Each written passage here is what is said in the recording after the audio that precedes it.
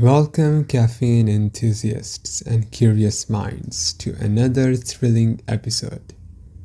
I'm your host, Rusama, and today we are going to deep dive into the intriguing connection between caffeine and ADHD. Grab your favorite caffeinated beverages because we are about to spill the beans on an electrifying topic that's been brewing in the minds of researchers, clinicians, and individuals living with ADHD. Is caffeine a secret weapon for managing the symptoms of ADHD, or is it just another buzzworthy myth? We'll explore the science behind caffeine's impact on the ADHD brain, unravel the anecdotes and stories of those who have experimented with coffee, energy drinks, and more, and of course, uncover the unexpected surprises that caffeine can bring to the world of focus, attention, and productivity. Whether you're a coffee connoisseur, someone seeking alternative strategies for ADHD management, or just plain curious, this episode is your caffeine fueled ticket to understanding a topic that sparked debates and discussions across the globe. Stay tuned as we navigate with the stimulating, sometimes controversial, and utterly captivating realm of caffeine and ADHD. But first, let's brew up some knowledge, shall we? Okay, so how caffeine works for ADHD. Stimulants including caffeine raise the amount of specific chemicals that your brain uses to send signals.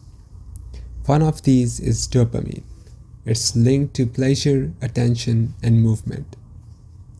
When you have ADHD, doctors often prescribe stimulants to help you feel more calm and focused. Some researchers believe that because studies show that caffeine in tea or coffee can improve alertness and concentration, it might work for ADHD too. Some scientists think caffeine has a potential as an ADHD treatment because of its effect on dopamine levels, which improved memory and attention in rats. In another study, when hyperactive rats were given caffeine before they went through a maze, they got better at it. This suggests caffeine can improve spatial learning. While these studies are interesting, rats aren't people. Okay, so what are the side effects of caffeine? More than 400 milligrams of caffeine is more likely to cause problems including migraine headaches, insomnia, irritability, upset stomach. A study found that caffeine was much less effective than dextroamphetamine, or like in US it's known as dexedrine, and methylphenidate, or Concerta Ritalin with the brand name. These are the two kinds of medication commonly used for to treat ADHD. Okay, caffeine, like ADHD medications, may affect one person differently than other. Talk to your doctor before you start to use caffeine to help your symptoms. Caffeine is also a vasoconstrictor. That means it makes blood vessels smaller and reduces blood flow. This reduced blood flow is why caffeine helps headaches. Amphetamine, medications used to treat ADHD, also makes blood vessels smaller. Caffeine may have some effects similar to those of common ADHD medications. Although the exact reason is unknown, reduced blood flow may help treat ADHD by reducing the activity of brain regions that are overactive, allowing them to better function and cooperate with the rest of the brain. Okay, so if we talk about ADHD in kids, caffeine can be harmful for kids. Kids may love the rush they get from the sugar and caffeine in the soda, But according to FDA guidelines, there is no unknown safe amount of caffeine for children. The buzz can lead to a crash.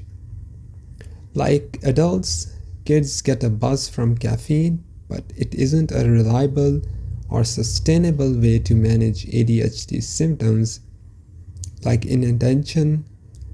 Too much caffeine can make kids feel jittery, and it can lead to a crash in the afternoon when the caffeine wears off.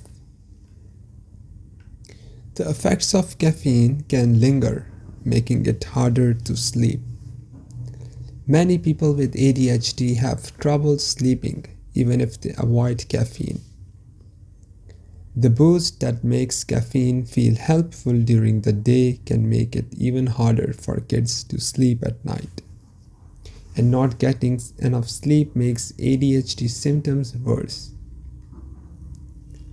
Caffeine can be addictive. Caffeine is a drug, and like all drugs, it can be addictive. If your teen has trouble setting limits or is prone to self-medicating, it may be safer to cut out caffeine altogether. Coffee or caffeine is central nervous system stimulant found to help boost overall mental functioning, improve attention and concentration, reduce fatigue, and improve memory.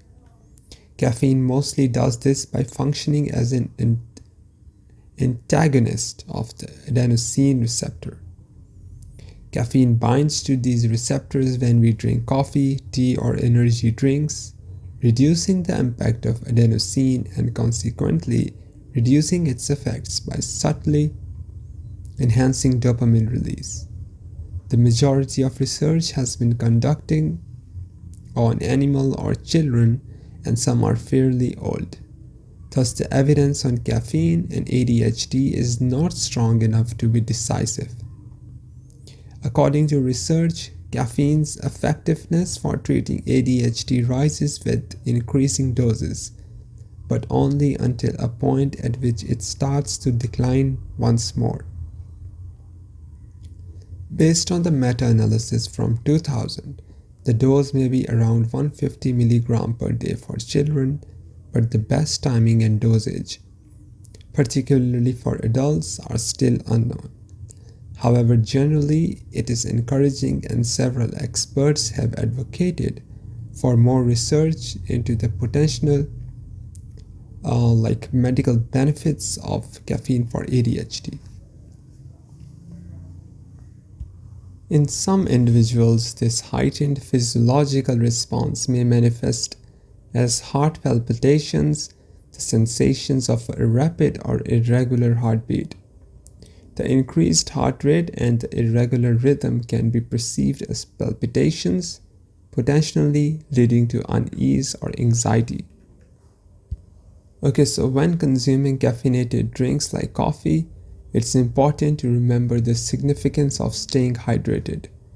Drinking water alongside coffee helps flush out toxins and other chemicals in the caffeinated drink. Additionally, staying hydrated can help mitigate some of the potential effects of caffeine on symptoms and promote overall well-being. Your doctor can provide medical advice around how to manage your caffeine intake, especially if you are currently taking stimulant medications. When caffeine and medications such as Adderall are combined, they can lead to a phenomenon known as synergy. Synergy occurs when two drugs with a similar mechanism of action work together, resulting in a more potent effect on dopamine levels. This can have adverse consequences on our nervous system and can be dangerous if not managed properly. So now to end the podcast over here, we want to deduce something.